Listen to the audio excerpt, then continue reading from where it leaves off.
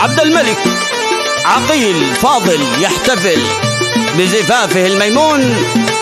كانت هذه الأبيات مهداة للعريس من ابن عمه محمد فوزي فاضل، فألف ألف مبروك.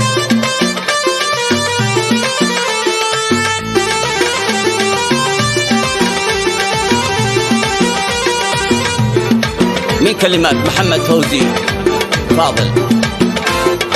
مرحبا من المزن في الجو ناطف، مبرق البرق وحنات هتافه، أشعلوا في العود حارق وكاشف، بالبنادق صوت أحلى عزافه. مرحبا من المزن في الجو ناطف، مبرق البرق وحنات هتافه، أشعلوا في العود حارق وكاشف، بالبنادق صوت أحلى عزافه.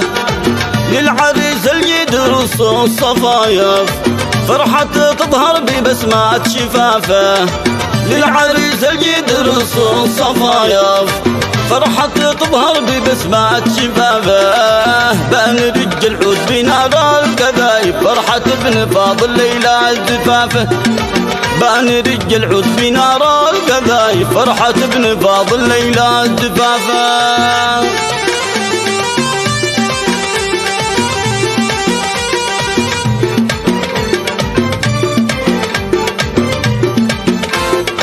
لعبد الملك عقيل رص الصفايف، فرحة تظهر ببسمات شفافه.